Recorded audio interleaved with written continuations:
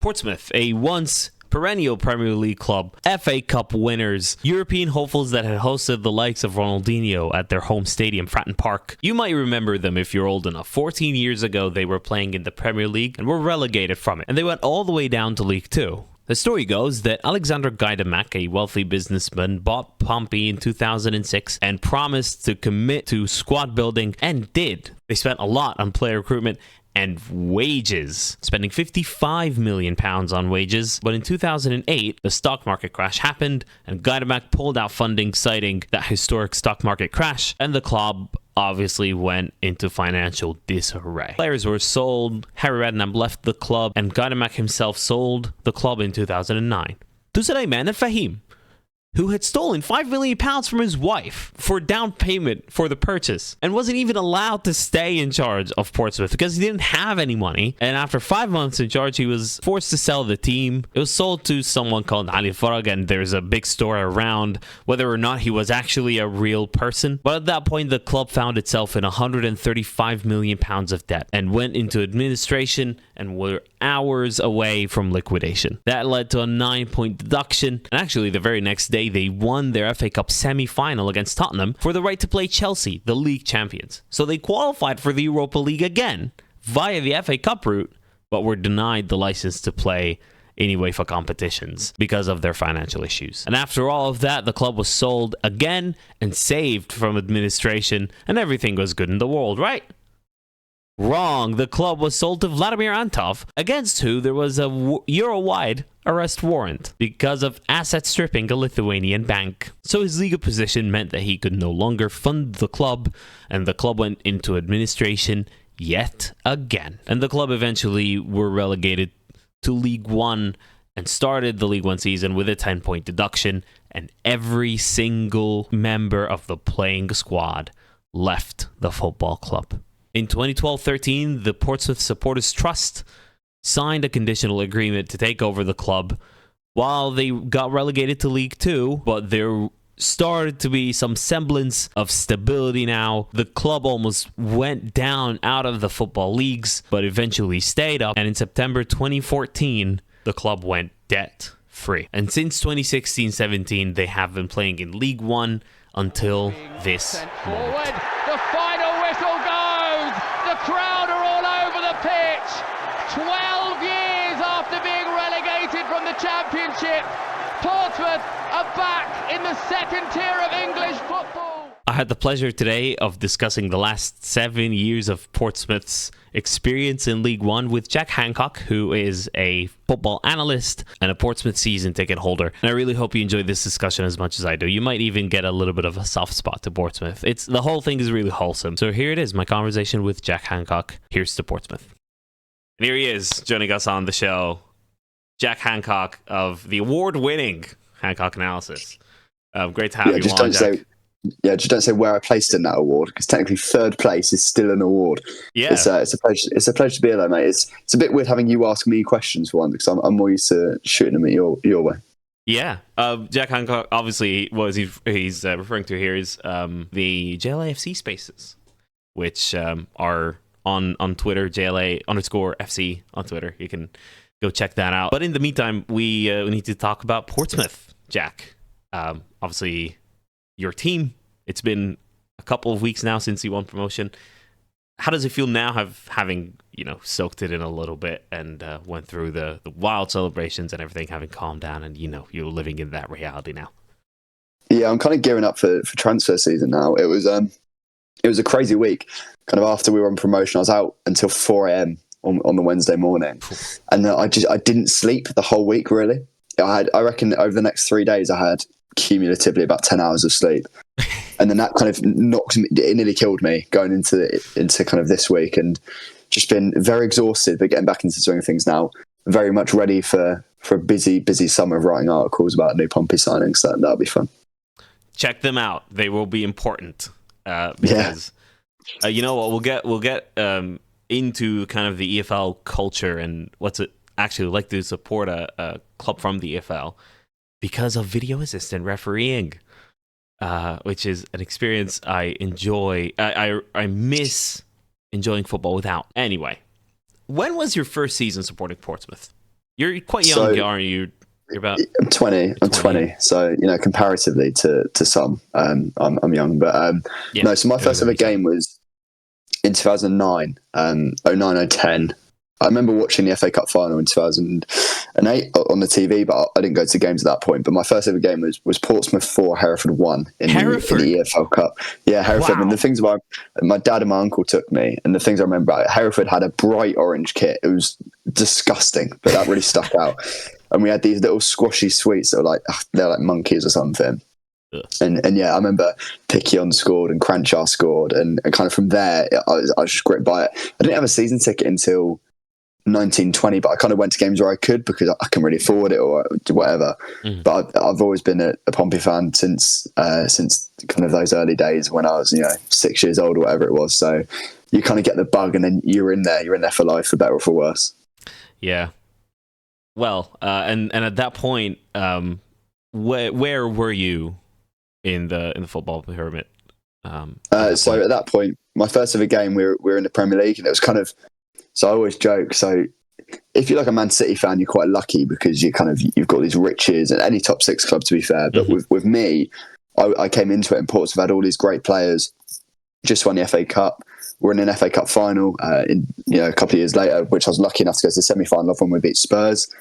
And then so for the first couple of years, this is great. Pompey are in the Premier League, we're cooking, we've got great players, proper Barclays team. And then it's just a slow descent into madness and frustration and apathy. So I've really got the full range of emotions with Pompey. I've had some good, some bad, and so many memories along the way. The memories of being essentially most of those years were League One, and you've tweeted a little bit about reflecting on the experience of being a fan of a club in League One and what those years are like. And a lot of those years you've teetered and around like the playoff places, finished a couple times in the playoffs. What are your outstanding memories of those years where you were like mid-table, not quite breaking through? Because I imagine I'm a spoiled Liverpool fan. The first team, my childhood team in Egypt, which I don't support anymore because of a massacre that happened in 2012 that removed me completely from Egyptian football. Long story, but I grew up supporting a team that won the league, the top flight, every single year. So I'm really spoiled, and I'm quite curious to know what does it actually feel like to support like a lower division side that is like higher mid-table, doesn't really break through, and having experienced the Premier League, what did that feel like? Did it feel like stability was good enough at that point, having gone through all of that like downfall, or was it frustration at not being able to break through and climb your way back? Yeah, it was a lot of false dawns. I remember. So 17-18 was the first year back in League One. Stayed up, it was fine. 18-19, we absolutely flew out the traps, kind of up to November, December time. Yeah. And then the annual Pompey Christmas curse hit us, and we just fell off a cliff. We did win a Cheshire Trophy that year, but it's by the by. So, we had some really great players that year. Jamal Lowe, Ronan Curtis, Gareth Evans, Matt Clark, who's now at Middlesbrough, Ollie Hawkins, who's like this 6'7" target man who basically just ping balls up to him and had wingers run off of him. 6'7". When that worked, it was great. He was huge. 1'2" taller than me. But funnily enough, he also he played centre forward and centre back, and it was ridiculous. But we had that really direct football, which when it was working was great, but when it wasn't, it was horrific, and was one of the reasons Kenny Jackett eventually got sacked a few years later. A couple of years of start off really well, fall off at Christmas, and then Kenny Jackett got sacked in 21-22. Danny Cowley came in, and at that point there was so much it wasn't as much anger, it was apathy between the fan base and the football club. People just didn't really care. It was so much like, oh, we're doing this again, are we? And although Danny Cowley did get sacked last January, there was a real connection brought back between the fans and the football club, thanks to him and his brother Nicky, because of how much work they put in with the community, and the football. Okay, it wasn't amazing, but it was a bit more. Okay, look at Liverpool, for example. Possession-based football will never work for Liverpool fans, really. But that kind of blood and thunder, high-pressing, high-intensity football will. And that was kind of what Cowleys were trying to do. So from that point on, although it didn't work, you kind of go into John Mousinho, and at that point, it kind of everything comes together. The sporting structure gets put in place, which saw Rich Hughes coming from Forest Green Rovers as our director of football. He hired Rob Edwards when he was at Forest Green. You see the kind of financial side of the ownership do well, and you have a manager who's just superb. I found it a bit funny when we hired John Mousinho. I'm sure we can get onto it later, but he's just blown every expectation out of the water. And after so many false dawns and moments of apathy and frustration, and to answer your previous question, being mid-table to a top half in League One is hell. It's some clubs will like it, and like fair enough. But for a club as ambitious as Portsmouth are, and with a fan base as expectant, it doesn't do, because it's just you're kind of at relevancy almost, because you're not, if you're kind of mid-table top half in the Premier League or the Championship, and you go, okay, we're going towards something here, but League One, it's not quite the same. And I don't mean that arrogantly or disrespectfully. There's some great clubs in this division with great pedigree, but people should, and football clubs should aspire to more than what Portsmouth were for the 7 years we're in League One for. I have a bit of a soft spot for Portsmouth because of a Football Manager save. I used to stream on Twitch, and they were my first save that I streamed, and it was actually my second ever Football Manager stream on back-to-back promotions to the Premier League, and bought Cody Gakpo before FM21 came out. But I also have a little bit of a soft spot for Preston, because they were my first ever Football Manager's team. But Preston finished between 10th and 12th, it seems, every single year. Now that is what I'm fascinated. Like, they are a perennial championship team. Yeah. And that I wonder sometimes how it like feels like. And they sometimes have like empty seats and stuff. Your fan base, though, attendance-wise, because I find that the English football pyramid's attendances are variable. Obviously, very respectable attendances relative to a lower division or lower divisions elsewhere in football. But a Preston sometimes will have a lot of empty seats. Coventry, oddly enough, given the beautiful FA Cup display.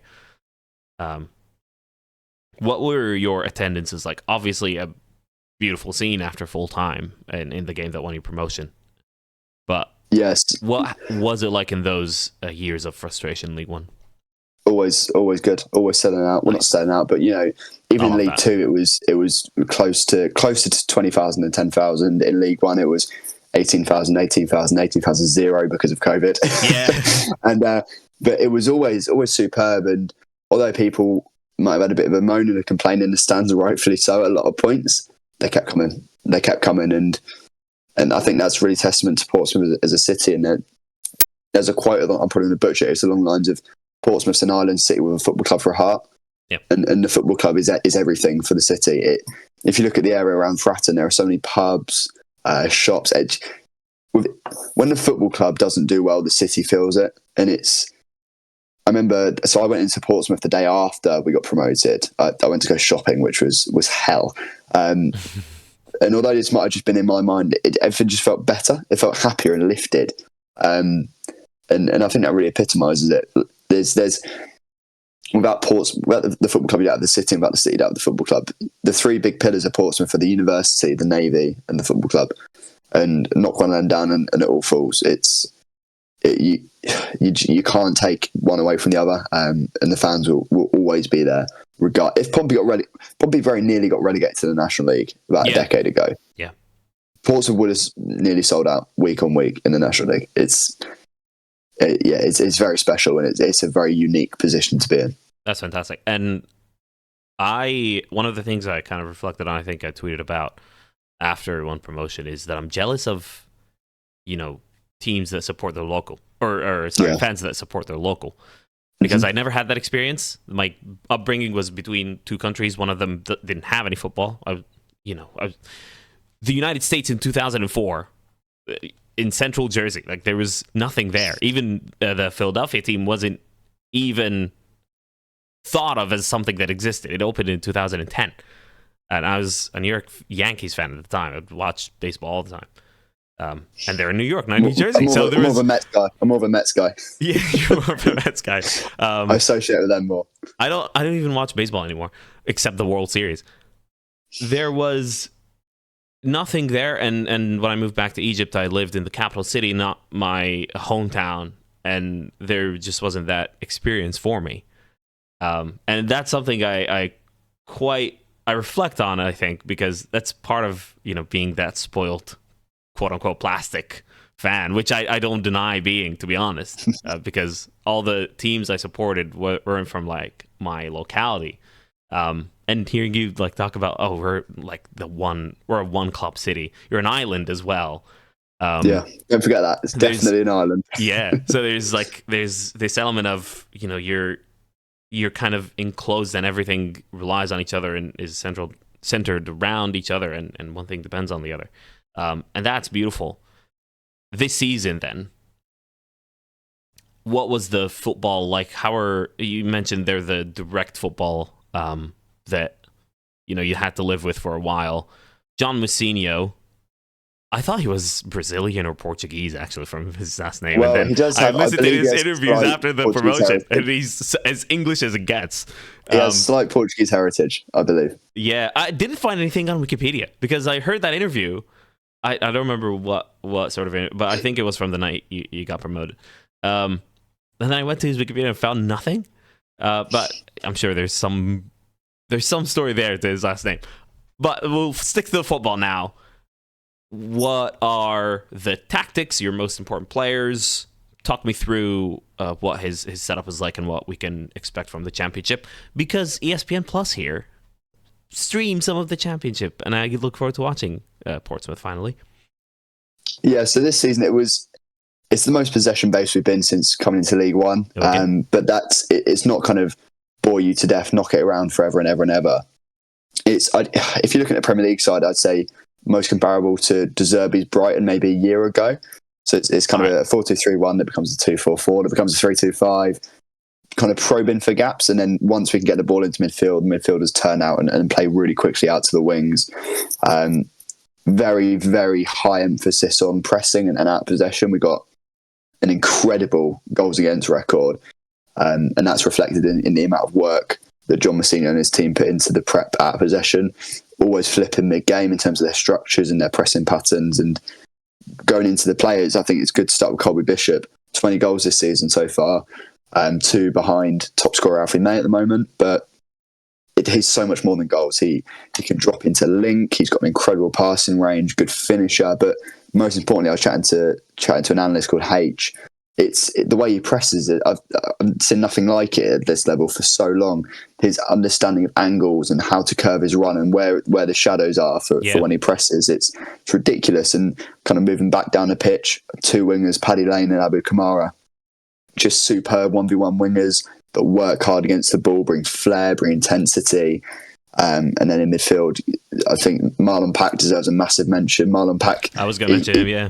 He was born in basically the shadow of Fratton Park, season to get a hold of growing up, came through the academy, got released or sold, I believe.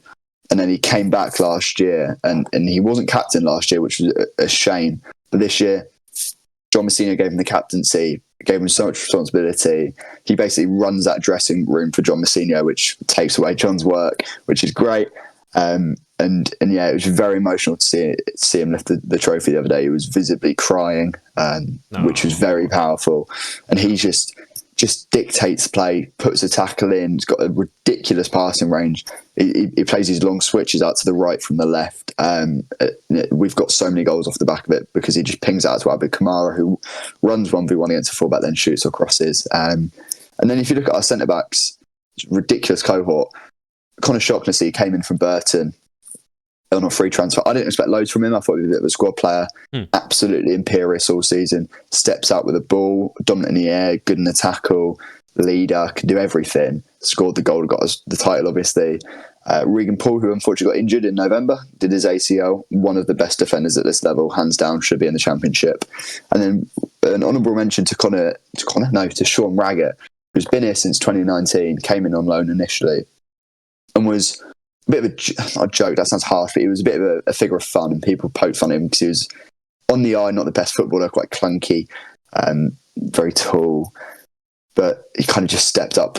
He's like a cockroach almost. You step on him, he just comes back up, and it's testament to his character. A couple of years ago, his ball playing skills were not great. It's unbelievable in the air, but just really bad on the ball. And since Mourinho's come in, the coaching that he's received has been top level, so much that when I see Sean Raggett, I don't panic when he's on the ball anymore. And I'd love to name the whole squad, but one last mention goes to Will Norris, who is our goalkeeper.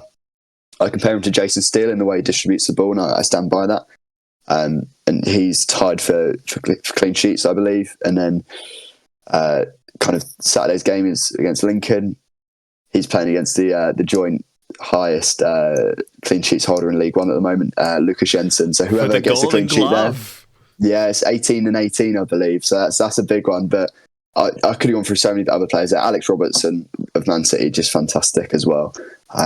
But yeah, just quite possession-based, controlling, but also not afraid to go long and kind of play off the wingers as well. That's how I can describe it. It sounds like you're relying on a squad that Portsmouth actually assembled rather than a collection of loans, like a lot of championship teams seem to do, and then you lose all the loan players, and then you have to bring in new loan players, and then it's an entirely different team. It sounds like a really sustainably assembled squad. You don't have a lot of loans. Do you expect a lot of business going into the championship? Do you think you've won the league very comfortably and super early?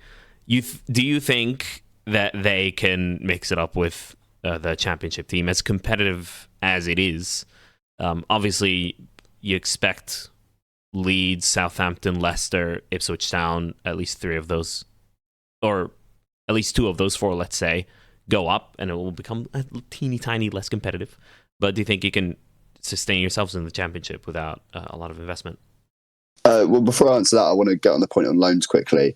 Yeah. Portsmouth, one of the reasons we fell apart was because we were so reliant on loans. They then get injured or they get called back, and we just fall apart. And I believe in the accounts, we were for a couple of years paying the highest amount on loan fees, which is like a ridiculously unsustainable extent. And since Rich Hughes has come in, that's really been clamped down on, which is great. As for business in the summer, I'd say maybe 7 signings around that mark, because the squad's really good and it's really solid, but I think we just need a bit more quality to kind of push us through, as well as maybe getting back some of the loanies we had this year. I'm looking at Tino Anjorin, Alex Robertson, and Abu Kamara. If we get 2 of them back, we're sorted in that department. But yeah, I reckon around the 7 player mark. We're not a club that needs to go and spend millions on each signing, because luckily for us, we've got Rich Hughes, a sporting director, who is kind of doesn't take a fully data-led approach, but is relatively data-led. Looks for those undervalued assets, kind of a more of a Moneyball approach than we're used to. I'm a bit cautious to throw around the term Moneyball, because I think it gets massively overused, but he does really look for those undervalued assets. And I see no reason why he can't continue to work his magic in the Championship. There are 2 players there, and one of them you mentioned now, Faustino Anjorin. The other is Miles Peart-Harris. Those are 2 names I'd actually heard of before. There are a couple names there, thanks to Football Manager for a big part of it. Those 2, I seem to remember they were pretty high potential players that have now reached the age of like 21, 22. What do you think of their level? I think they both made 11 appearances for you this season. Is that just the level now, or are they League One squad players, or do you think that's just the kind of beginning for them and their careers can be somewhat resurrected? So I'll start on Tino. Tino is a player that purely on ability is closer to a Premier League player than a League One player, in my opinion. He is so ridiculously talented, both with the ball, tactically. He's an absolute unit. He's huge.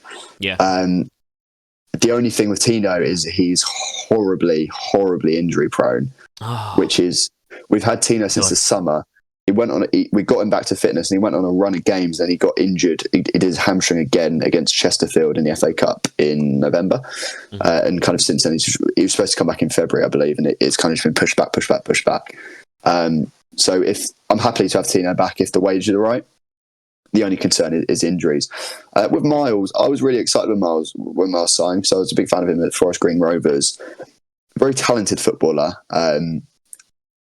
There are definitely flaws in his game for me. A lot of off-the-ball work needs refining. And also, I just don't think he fits tactically. We've not really found a home for him. He's not really done well on the left wing. We tried him in the pivot, didn't really work. As a 10, he was okay. And I don't want to write Miles off because he's still a young player, but yeah, I don't think his future's in Portsmouth, no. But for Tino, incredibly gifted. Miles just needs a bit more time to kind of refine his game, work out where he best suits. But yeah, Tino Andren, what a player. If you get a chance, try and watch some videos of him because he's just so good on the eye. It's like a college student playing against someone in kindergarten at times for the American audiences. It's freakish. A closer one or more extreme example would be Lionel Messi playing against MLS players or college MLS players that are earning $60,000 a year. It's more just how physically dominant he is. Like, he's great on the ball. Okay. He's so huge. It's like, someone from like a college just like nicked a younger kid's ball and just started playing it. it's quite funny at times, but no, Tino's superb. An 11th grader taking the ball off the 7th graders. Exactly that. Yeah. Choose 2 of the 3 loan signings to bring back. Alex Robertson and Abu Kamara. Because of the injury proneness of Tino and Joran? Yes. Yeah. I also think they've got higher ceilings than Tino because of the injuries. But also, they're just, I think, maybe better footballers, and there's a more obvious fit there. But honestly, Alex Robertson and Abu Kamara are 2 of the most supremely talented footballers I've seen at this level in a long time. Yep. And it's a shame for Robbo that he got injured because he would have been in the team this season easily. And apparently, we're in talks with Manchester City to get Alex back next year on loan, which is fantastic if it happens. Nice. All right.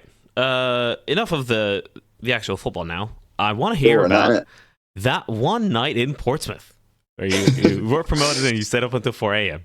I've seen from your Twitter that you've you partied a bit and actually got a few photos of the players and stuff. What are some of the outstanding stories from that night? What can I repeat? So I went straight out after the game, basically, to a road in Portsmouth called Albert Road, which has got loads and loads of bars and it's by the seaside. And I kind of had an inkling that the players would be there anyway, because everyone kind of knew that. We went to a pub called O'Neill's, tried to get a beer, went to the beer garden. And then it was like, in WWE, you have Royal Rumble, and every minute a new wrestler gets introduced. I was a big fan of SmackDown versus Raw in 2012, the video game. So we were in this beer garden, and then we just heard just noise from the street next to us. And every minute, a new Pompey player would just run down the road. It was surreal. It was ridiculous. So I ran out. I was like, oh my God. And it was quite funny because, as I said earlier, we've got a centre-back called Regan Paul, who everyone loves. But we've also got a midfielder who never plays because he's a squad player called Ben Stevenson. And it was a bit sad just seeing Ben Stevenson. Everyone kind of go over to Regan Paul, and Ben Stevenson just stood on the pavement. That's horrible.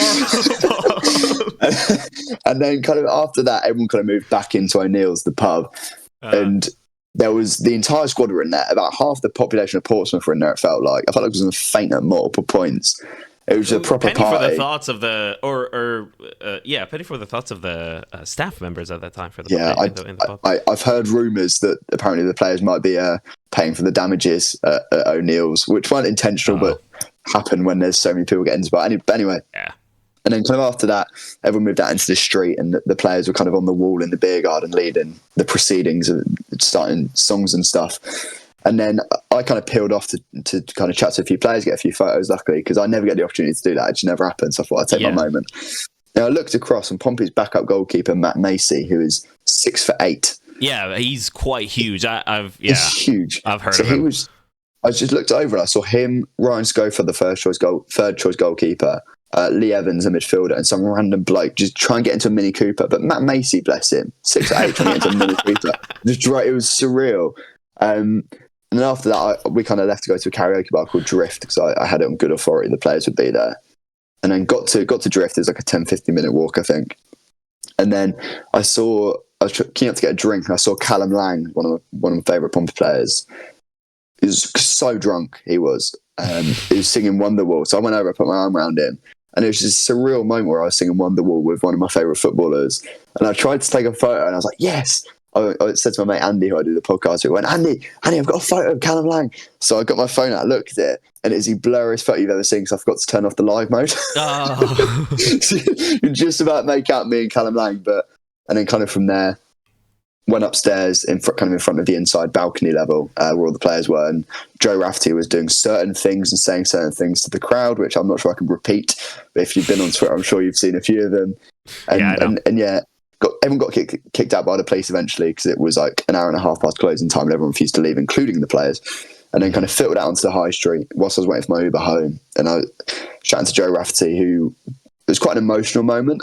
He didn't say anything like particularly deep, but he was just kind of saying how proud he was of himself and that kind of thing, which kind of choked me up a little bit. And Joe Rafferty was a Preston player. He was in the Championship, right? Yes, he was. Yeah. Yes, he was. And I think based on the research I've done, like he was a regular player for them and then fell out of favour a little bit, and then he kind of snapped him up. Yeah, we got Joe a couple of years ago, 22-23, kind of Danny Cowley's first season. And yeah, kind of been just a very, very solid fullback ever since. Good leadership materials there, good character. And yeah, it's just, we've got two very, very gifted right backs, purely on ability, two of the best in the league, him and Zach Swanson, who was previously at Arsenal. Amazing. And it's a good little tete-a-tete there between who plays. So yeah, but Joe's fantastic, really good character. No, but you were talking about an emotional moment there between you and Joe Rafferty. What was that like? Yeah, so he was just kind of saying how proud of himself he was. He was very drunk, so I'm not sure he remembers this, but it was just quite. He mentioned how proud of himself he was, but it was more. It was just a normal chat, and there were some things I can't repeat because he'd probably get fined by the club for him. But but it was very just normal chatting to these players like Joe Rafferty and Joe Morrell, Marlon Pack, Sina Yengi, and then young Northern Irish midfielder who I love called Terry Devlin. I went over to him and I went, "Oh, Terry, can I go grab a photo? Is that all right?" He's like, "Yeah, sure." And I mentioned to him that I didn't say who I was because I hate doing that. But I went, "Oh, Terry, I wrote an article about you over the summer. I kind of wrote about what to expect from every Pompey player that came in." He was like, "Oh, yeah, I read it. I read quite a bit of your stuff." And it was like, oh my gosh, it must feel so cool. It was amazing. And someone said we look vaguely similar. I don't really see it, but someone clearly on Twitter does. But it was so cool. I didn't take too much of his time. In hindsight, I wish I kind of chatted to him for longer, but I was like, I'll just let you go on with your night because he's about my age. I was like, you're probably a bit overwhelmed here. And yeah, it's just very surreal, surreal. And I'm sure we can chat about it in a bit with kind of the connection between the EFL clubs and the fans and the players. But yeah, you don't get that in the Premier League. You don't get footballers on the night out singing "Let's All Go to Wiggles," which is a strip club in Portsmouth, walking away into the night with fans. It was such a vivid connection. It was just they're one of us. They're just normal people that are just very good at football.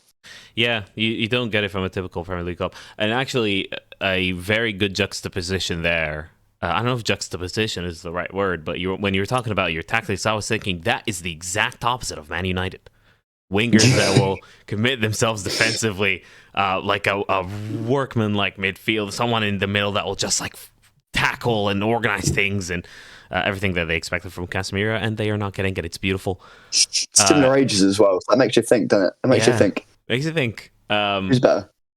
Having seen Coventry come back against Man United and unrightfully have a goal disallowed because of that creepy VAR invention, which I was all for, and I'm not sure anymore. I am. And I have to ask that question before we finish. What is it like to watch football without VAR, Jack? So the way I see it is that we live in a world where people want everything to be completely fair and they don't want things to go against them. I'm not talking about kind of like real human issues. I'm not talking about that. I'm talking about just small little instances in life. People struggle to accept when things don't go their way.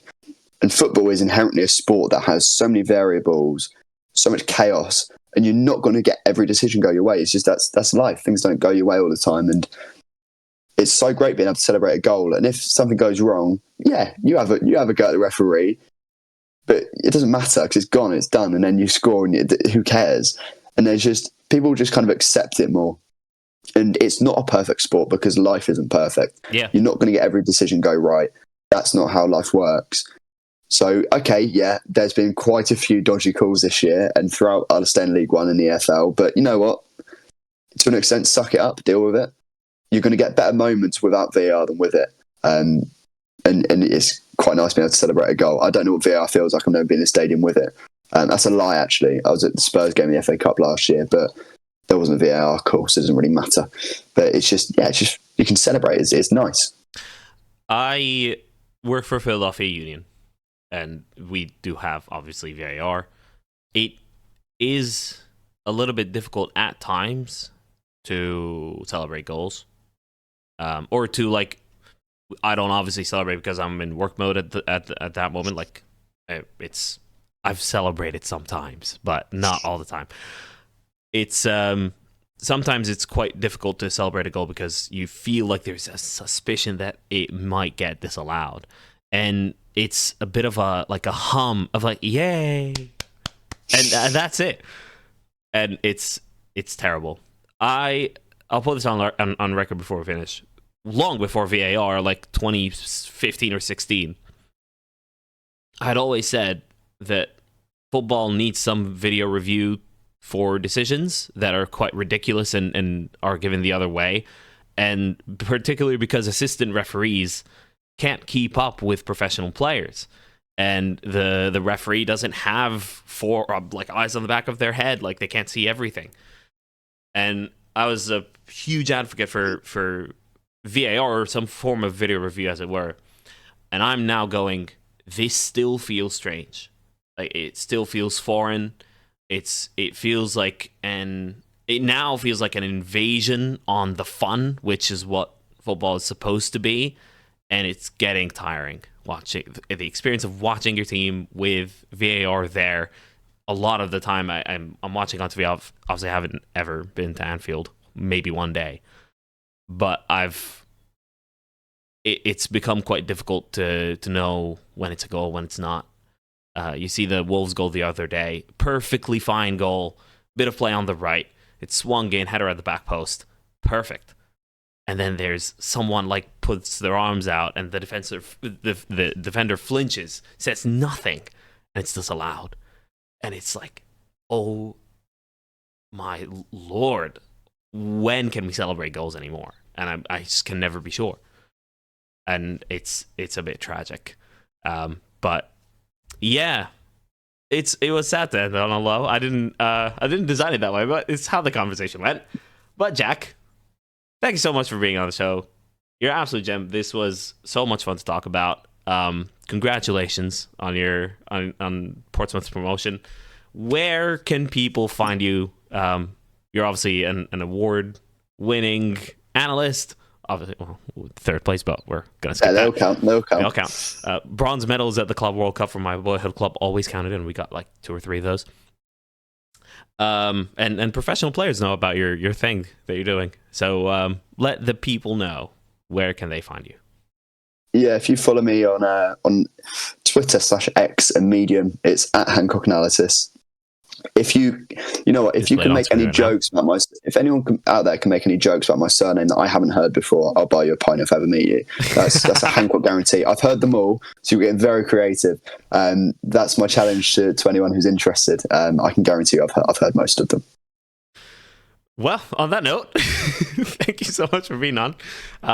Yeah, good luck in the championship. I'm gonna genuinely root for you. I already had that little tiny soft spot because of the Football Manager save. But I'm genuinely going to look out for the results thereafter. And you're a mate now, so I'll wish you... Exactly, mate, exactly. The happiness and all the celebration that you can. And yeah, good luck with everything next season. Cheers, mate. Premier League in 3 years. Premier League in 3 years without VAR. Yeah, exactly. Got to wait for that. Yeah.